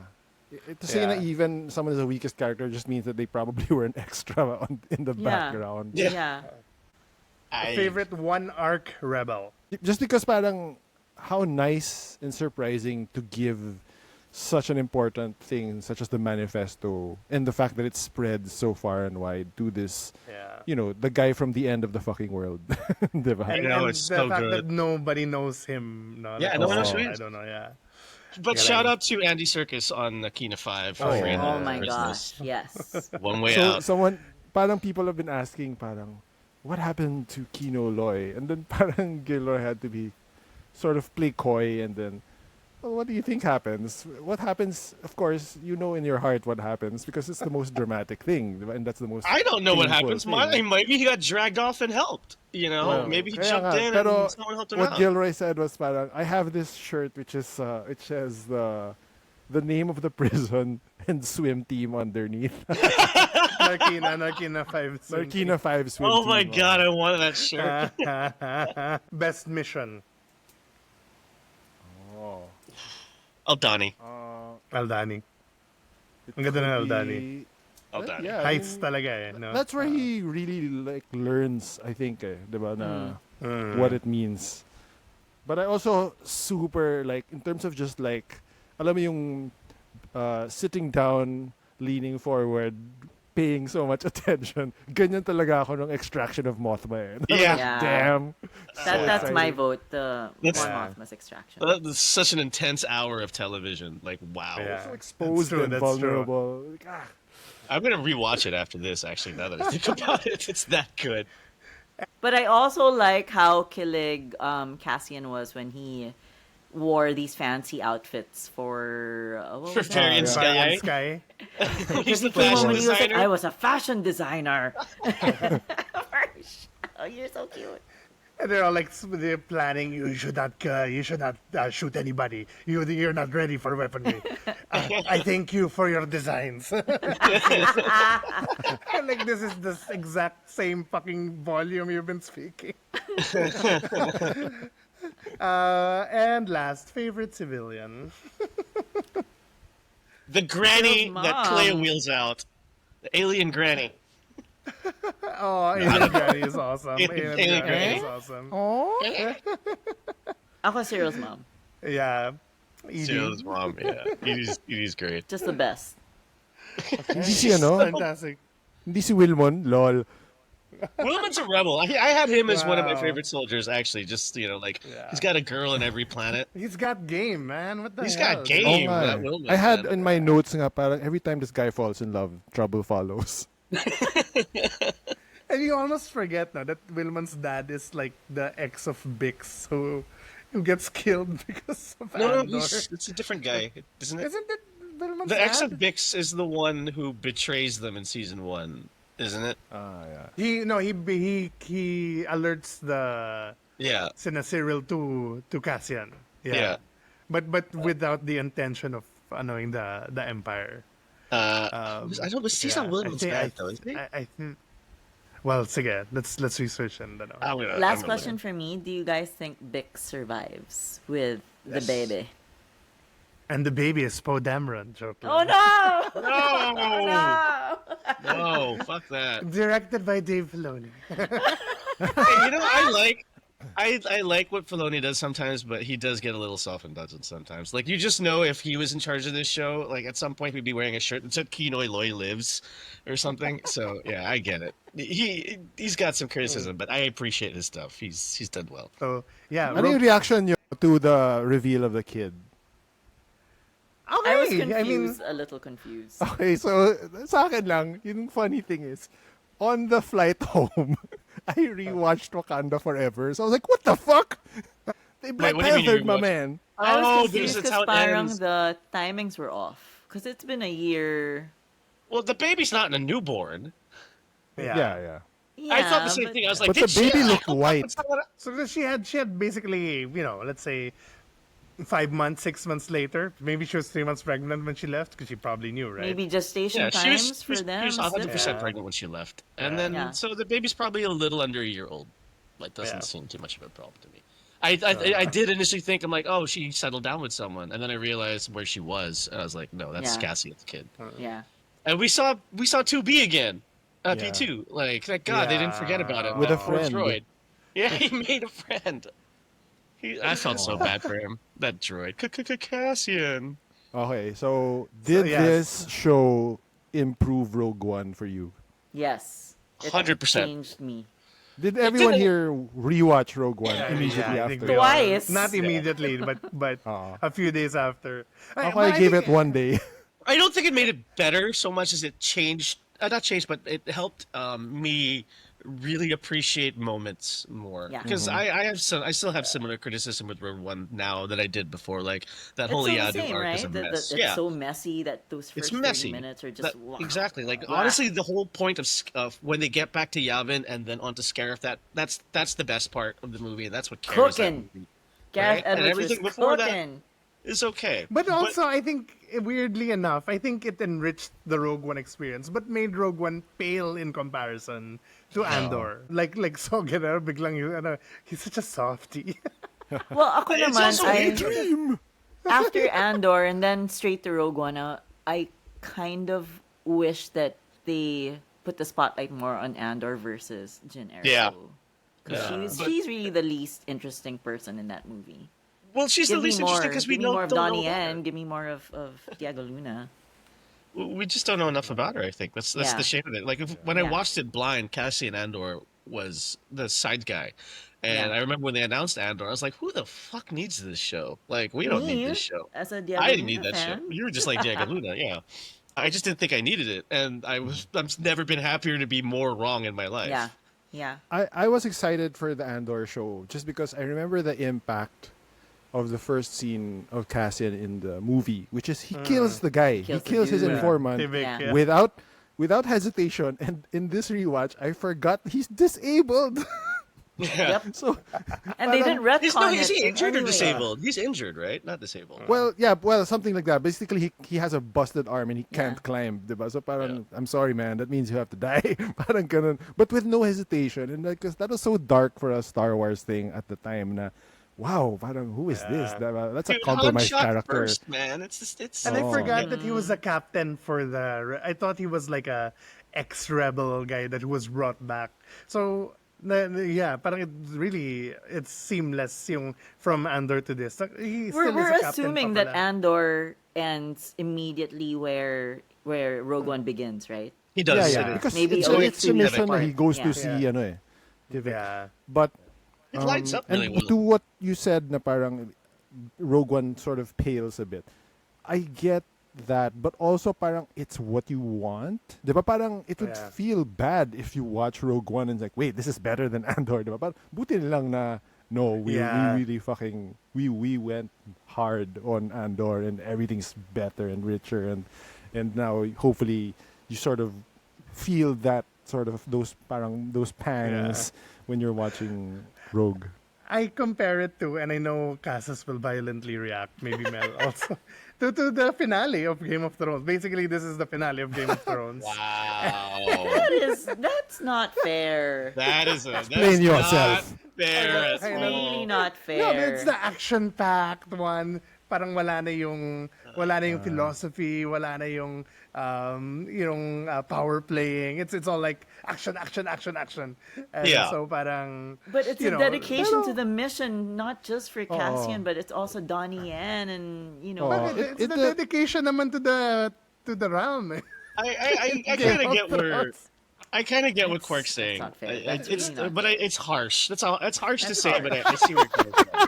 It's incredibly so harsh, much man. personal sacrifice in Rogue One. Yeah, I'm a little offended at that, but I see where you're coming from. Wala bang sacrifice si Jamie at si ano? Oo nga naman. But oh my god, it worked for me. Like there were nice moments in Rogue One that since you didn't have any backstory in Cassian Andor, he's just like, I've been fighting this war since I was 6 years old, and you're like, yeah, whatever. Who are you, mustache guy? Yeah. And watching Andor Now it's yeah. now it hits. You're like, Yeah. I understand what this guy's been through, especially when he's talking to Jin about sacrifice and getting mad at her for And the losing idea of like, everything. yeah, it's like you're only fighting this rebellion when it's convenient for you, but we've been in it the whole time. Like we can't stop this, and you appreciate what he's saying a lot more. It's just because the focus of Rogue One is on Jin. It's Jin's movie. And Andor is really a side character. But to watch it, I realized my mistake is to watch it immediately after. I'm still on Andor mode. Andor's still my guy. And so watching it immediately after, I wanted more Andor. And I didn't get that because it's a Jin movie, in fairness. And I think it I don't want to say it diminishes what Jin's role in the movie, but I can see people taking it that way. I mean, we just did. We're like, I want more Andor. Hi, Sunny Jim. Is that Sunny Jim? Yeah. He has some thoughts. He has some thoughts. Sabi ni Sonny Jim, bakit si K2SO parang indestructible sa Andor, pero sa Rogue One, natamaan Okay, I may got parang it. butas agad. Okay, I've got with a blaster. the in-universe explanation for this. Okay, Well, go. which In is why. Gorman, K2 is getting shot at by a bunch of rebels with shitty weapons. Even Cassian Andor's only got a holdout blaster. That stuff doesn't really puncture through armor.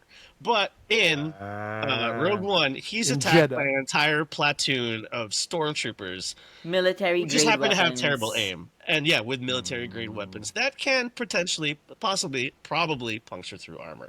Thank you. That's my TED Okay, Talk. nerd. Very Okay, here's number 2. The other thing that really jumped at me is when they were in Saw's parang headquarters. Layer. And then si Baze says like something about this is not bad for a cage or something like that. Yeah. And then Cassian says, this My is the first first time. for me. Yeah. And I'm like, Well, grabe, I mean, kinalimutan mo na si Narkino 5 Boys. That's where Yeah, you met but Melshi, bitch. He's a spy. He doesn't know these two guys from the gym. Like he doesn't know that. Why does he have to say anything to them? These guardians of the wheels might be spies. Yeah, or he might be insinuating like this is the first time I've been held prisoner. No, actually, no, that doesn't work because he was held prisoner on Yavin. But yeah, he's a spy. He doesn't have to tell them anything, he doesn't have to tell them who he really is. He hasn't actually introduced himself to them at this point. Like they just met in the streets of Jeddah, and they seem to help him for no reason. By the way, that whole sequence, like looking back on it, that first half really sucks. Honestly, It's such a mess. such Come a on, mess. that's Like, so Mess Mickelson freaking, just like there. Donnie Yen Come taking on, down a guys. bunch of Can't be that stormtroopers with a bad. stick. Oh, that's so cool, man. It's not just the Days stick, man. with It's the all of his, force, like, baby. one-liners, man. I don't know. He's like one- martial he is the one with the force force. arts. The force Yeah. is with him. Force yeah. wielder. Absolute garbage. The force And, willed that fight to go down I the was way it reading did. though because I think at that point Gareth Edwards was in charge of Rogue One in the beginning, and I think they brought Tony Gilroy in towards the end of it for like script treatment and then Yeah. to do a little bit of reshoots.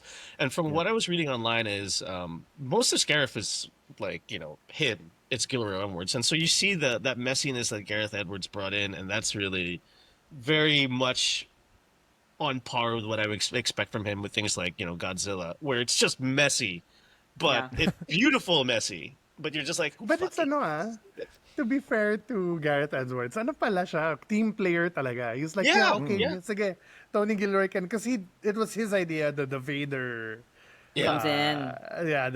the Vader saber, and in Yeah. fact, it's Gareth Edwards himself who kind of closes the Yeah. hatch on Vader, right? Like, yeah, Oh. yeah, because he said, I want to be. I loved Star Wars so much. I wanted the cameo, and I wanted to be the one to ensure the freedom of the galaxy. Galing. that's So, great. I'm looking forward to Jurassic Park. It would have I'm been actually looking funny forward if to it. it would have been funny if Gareth was the was the Leia body double. But did you notice like I mean I've seen it mentioned on Reddit before, but I haven't rewatched Rogue One in a long time, so I got to watch the hallway scene again. And you remember, it's people were complaining about Vader in the movie being so like quippy with Krennic, but Anakin's kind of always been a little bit of a drama queen, and it's kind of exemplified in the end when he's in the hallway and it's pitch black and you just hear his breathing and you're like, wow, fuck, it's Vader, holy shit, so cool. But then you realize this drama queen has turned off all of his life support on his chest because the lights are all off, just so he can stand there in the dark and In have the this dark. awesome dramatic entrance with his lightsaber. What a shit!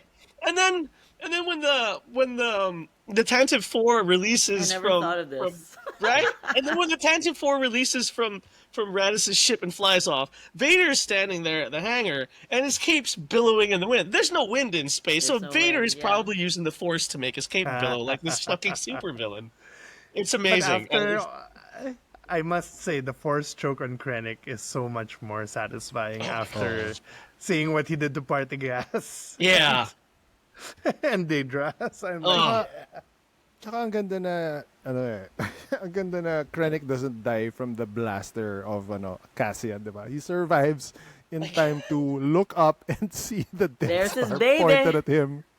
And then it just hits the exact point of the tower where he's at. yeah. It doesn't even hit the Yeah. base of the tower. It hits It him. hits him. It's like Tarkin is like, talagang- I got you. it's like Tarkin, fuck this one guy in particular on this whole planet. Let's use the Death Star on Krennic, bitch. Sorry na lang, Scarif, you're what he's standing on.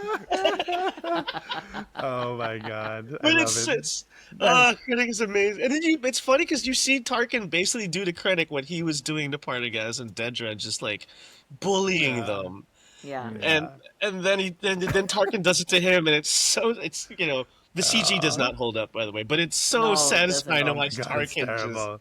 bully him. Uncanny Valley. Yeah, it was not good. Didn't you guys get more emotional with the ending?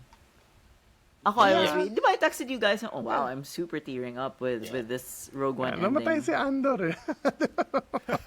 Yeah, Yeah, I felt pero- a lot more. Ito, question ko. Are any of you part of the parang the shippers? The No, Jin- because it's No, so I'm stupid. not. No, And I'm glad I- it tracked, Good. na- Yeah, tracked yeah. with the show. Yeah. Na parang, Yeah. he's, And I- the hug was more, we're gonna die, let's just... yeah, we're gonna Oh. die. Trauma Just- bonding. That's what it's called in therapy speak.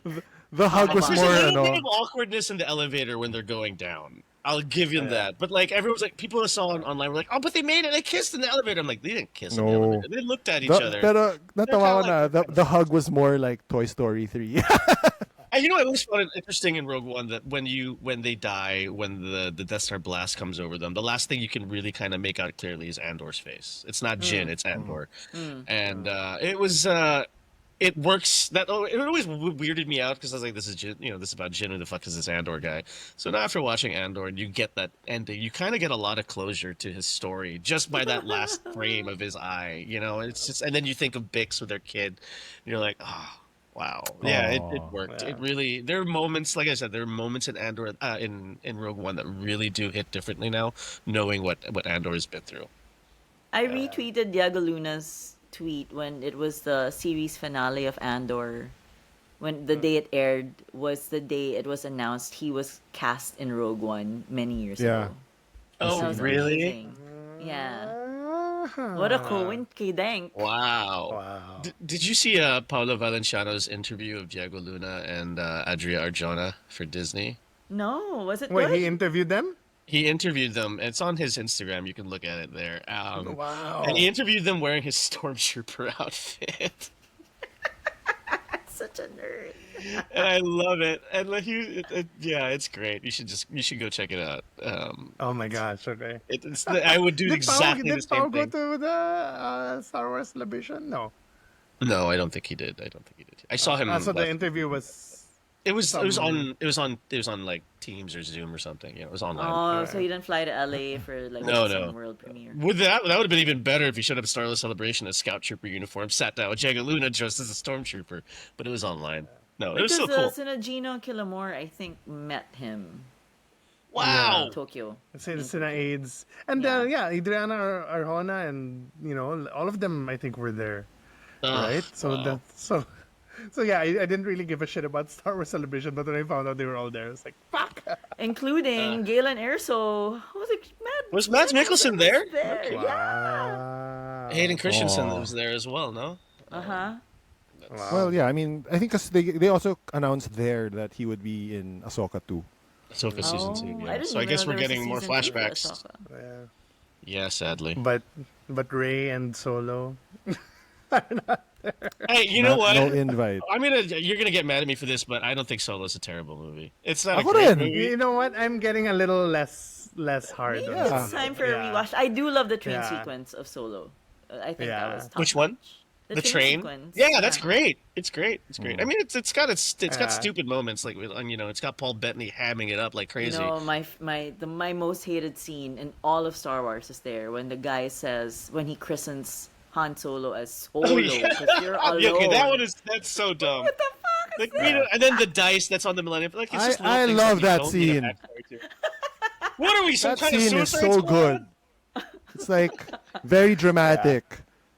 No, the most, think the it's- It's most almost dramatic as random as Riz Ahmed just going Rogue One. one. Pero there was a sort of sadness there because parang wala kang pamilya eh. Orphan si Han eh. Diba? So and it's nothing to the guy, but it's like for Han, oh shit, that's what I'm gonna be called from now on. You're alone. Solo. Solo. You know what the best dramatic scene was in Solo, though, in my opinion? It's Darth Maul trying to look really terrifying by lighting a lightsaber while he's on a video call. It's like, who are you trying to scare, dude? Like, you're not gonna hit anybody. Talaga, no? Like drama queens. It's fucking drama We queen. could do that now. Pataasan By the ng way- heat. For those who want some more, who are loving Andor, what do you recommend? Because there's just so much shit in the Star Wars universe. I mean, if you're looking for something that's like Andor, Andor is just unique in that sense. You're not really. There's nothing like it. I think even in terms of television and not just Star Wars, it's one of the most brilliant shows I've watched. So, good luck finding something to live up to that. But if you want more of the whole rebellion era of Star Wars, I mean, Rebels it's a kids show, but it has very interesting Star Wars lore moments. And if you can get past the fact that it's a cartoon, it's got consistently good storylines and story How beats. many It's got seasons is Rebels? I think that's what's intimidating to me. It's 4 seasons. And then Yeah, how it many honestly they are quite. episodes? It's a I mean, lot of it's like Clone episodes. Wars. Yeah. I think there's like 20 episodes per season. Yeah. The Tartakovsky show, that's on D+. That's on Disney Plus as well. But the Tartakovsky show it's not Non-canon. 100% Oh. canon, but there are Okay moments lang. that are considered canon. Do you need I to see do. the Clone Wars, the non-Tartakovsky Clone Wars before you watch Rebels, or it No, doesn't really? no. All you Alright. need to know is Ahsoka's and she. You just know who. If you know who Ahsoka is, it's okay. That's probably there's moments where you're like, oh, that's from Clone Wars, which Filoni is known to do, but they're not story breaking in any kind of way. They do some weird shit that I'm not sure if you'd appreciate. I don't know how you guys felt about like the whole world between worlds in Ahsoka, where like she sees Anakin again, and I tuned um, out in the third episode. yeah, I did not watch Ahsoka. yeah. I mean, so it's things like that. They get like Filoni gets Oh. a little bit weird with it, and there's some creepy time travel shit involved, but it's there's very good story beats and there's some whack ones, but at least it gave us interesting things. But you definitely do need to watch Rebels if you're going to watch Ahsoka. Like I think I've been a lot of people online are like, no, you don't need to watch it. You can get it. I'm like, yeah, but you don't care about any of the Yeah, characters in Ahsoka unless you've watched I Rebels get because that. it's essentially Rebels season 5. That's And literally what Rebels it is. is 100% canon. Yes, yeah, it's 100% Oh. canon. And Because it's Filoni is embedded in Lucasfilm. Eh? yeah. I mean, he's basically Lucas's heir apparent at this point. I mean, honestly, like I know Filoni gets a lot of, even me, I give Filoni a lot of shit right now because he's trying to connect too much, and Star Wars is such a big galaxy, and it's nice. And I think that's why we appreciate Andor so much because it's a breath of fresh air, and it's a completely different story away from all the Jedi and the known characters we have. So, but Filoni is very much rooted in his Star Wars mythos and the Skywalker saga. So you're really gonna have to, they're not gonna find anything like Andor at this point. So I'm Yeah. curious to see what some of the. Well, you know what? Actually, if you want something away from the Skywalker saga and the rebellion at large, Skeleton Crew is actually really really good. You know, I Um, couldn't get past the first two. that's See because that? you're a monster with no heart. Like, how can you Maybe not? if Do you you watch hate? it with Mira, it's like a kid's show Yeah. also, right? Yeah, it Yeah, is. okay. Felt like Mira's watching pretty Goonies. sophisticated right now, so I think she's Hey, I'm pretty beyond sophisticated, but I'll watch doing Goonies stuff. any day of the week. It's the same thing. So And I It the don't did know. have a girl, Goonies feel, yeah. the Yeah, girl it's just very got good. cast as the new Slayer. Did she Oh. really? Like the new Yeah, as in, Buffy? see, Sarah Michelle Gellar told her herself, Oh, wow. gave Wow. delivered the news that she was cast. They're redoing Wow. Buffy? Wow, I didn't know that. No, They no, it's are. like it's sort of Sequel. like a requel, eh, because Yeah. parang Buffy is the parang mentor, parang ganon. Oh, So it's like, Siya si Oh. Nigel. oh, hindi, it's more like Slayer Beyond. Acolyte, actually a pretty good Actually, show. I want to see an Acolyte too. I would have been better. I wouldn't have minded season 2. I just the main thing I hated about Acolyte was really like Asha and May, like the writing for them and their storyline, which is really the spine of it, is terrible and it's terribly paced. The whole editing of the show is terribly paced, but like there are moments that I thought were so cool. Like Manny Jacinto he needs Yeah. another Star Wars project. I Yeah. think that's the biggest tragedy to come out of Acolyte, that we lose his character. Carrie Ann Moss, her character felt so wasted in it. Like there's so much they could have done with it. As a whole, that cast was great. It's just I think it was let down by the main The thread. ocean. Yeah, the Osha and May. These were terrible. So our friends of the podcast, Pat Manyosker and Yulo, in Tokyo for celebrations, handed a Filipino Star Wars themed barong to Manny Jacinto. Like they had Wow. Hell yeah. 10 minutes with him, and then they gave it to him. So Did he take his Kilegers. shirt off and wear it? I wish. I really wish. Or He's not. Darth Guns, like Okay. with his arms, he comes out and he's in the I mean, those sleeveless. cheekbones can slice through the galaxy already. And it's such a change when you watch him from like The Good Place and he's Jason I there. know. Yeah. It's like I can't put Carl. I'm like, yo, Jason got hot. Last question. Since you asked Casas about like what he recommends after Andor, what do you guys recommend that is not Star Wars adjacent, like an espionage show, a political Even show? that Michael first time you- Clayton. Oh, I'm thinking about watching Michael Clayton later. Oh or my God. tomorrow. We But should have you watch seen it. Michael Clayton? We watched I've it actually last not year. seen it. oh my God. Okay, don't look at it. Don't look anything up now. Just I'm watch not. it. Pero when you asked Casas that question about what would you recommend, actually my answer was going to be like The Agency or The Americans, something not Star Wars at all. Yeah, really? yeah. Just more of an espionage show. Kasi, I was going along the lines of what's Star Wars related. Sorry, that's yeah. No, I think one of the things Gilroy has been like saying for the last 2 years is like, if anything, I want people to know it's that you don't need to know anything Star Wars to watch Andor. Yeah. But- My but girlfriend yeah, hasn't seen. I've recommended this before, but I think because it's been an inspiration to Gilroy, it has to be mentioned again. Battle of Algiers. Wow, really? Yeah, and Oh, you that's a can big one. really see it if you watch it. It's like grave yung influence niya, and maybe Z. Yeah, a lot of these revolutions. Galing. Costa Gavras.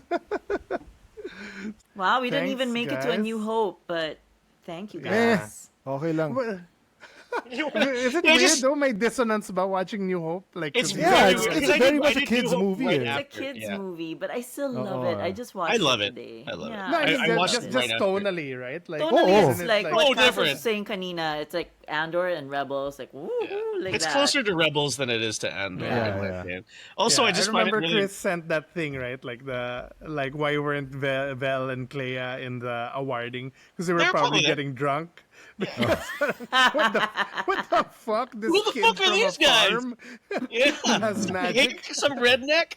But I mean, it's when you get to that point in A New Hope, like they know about the Death Star, but their fleet's been destroyed, and they're basically on the end of their rope. Like they're about done. Like they don't have a lot left at this point, and they're just kind of struggling to survive. So.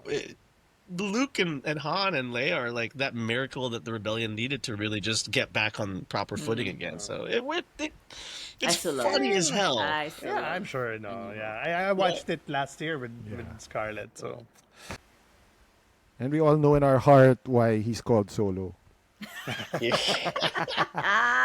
by the way, I think after so many hours with both characters, I think Cassian Andor over Han Solo ako.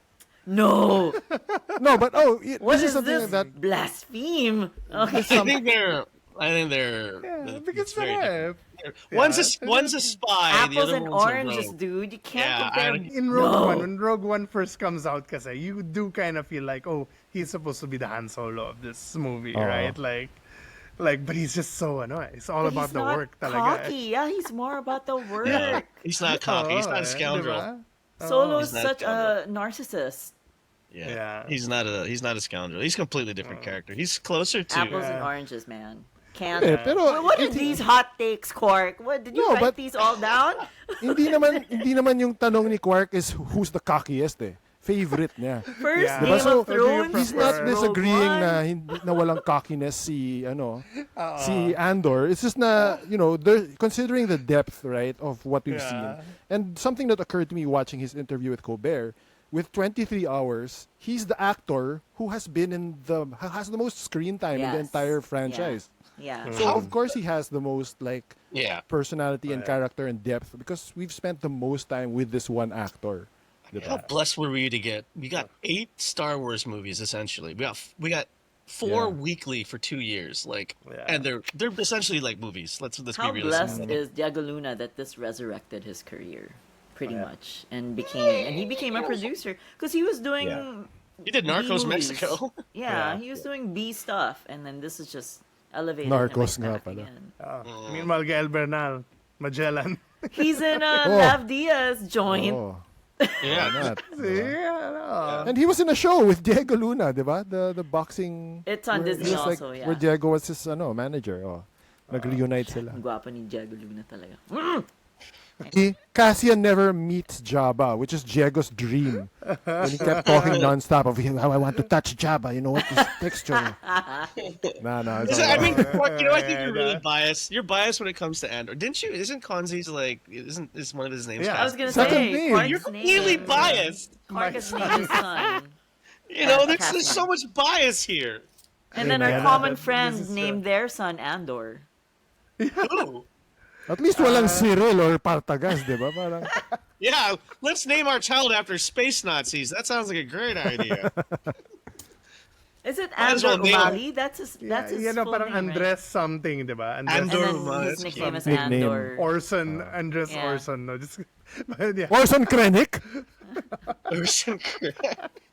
Oh no. Cassian would have been. I mean, that's in my short list of names for my unborn child. But If we get any kind of spin-off from Andor, I would want it to be, if it's not Clea, I would want it to be just like an hour of Krennic yelling at people. That's I really it. want. Or no, Office Krennic, comedy. Krennic on the Death Star, but in the style of The Office. Yeah. Kaya Just yan ang him Jesse staring at the Armstrong, ano? camera. He's just like I doing want- like I want Krennic to meet Edie. Just so that where she's like, you know what happened to my son? Matira matibay. Ben Mendelsohn is an absolute gift, I swear. To be able to be a badass with the lisp. With like a lisp. Oh. Parang that is next level, ano, man. I love him. I love him He's so much. so good. I love Ben Mendelsohn. You know, when I jumped straight into Rogue One after Andor, and then you get that entrance in the beginning where he comes down on the shuttle and he's all beautiful cinematography. Yeah, the This cape. cape! He's the first Imperial you see with a cape, and you know the this man is rain. like fabulous. With his death troopers behind him. And then he's just there he's- lisping in the rain, but he's so badass. But then, Yeah. I love him. He's Feeling for me it was yourself. always And here's Lyra, back from the dead. Where's Thogger? You know, like Thrawn was always my favorite Imperial, but I think after Andor, Krennic might have surpassed him. Thank you, Carlo Casas. And, You're very welcome, guys. We'll see you guys next week for our Mission Impossible. oh, I review. can't wait. Bye-bye. Bye.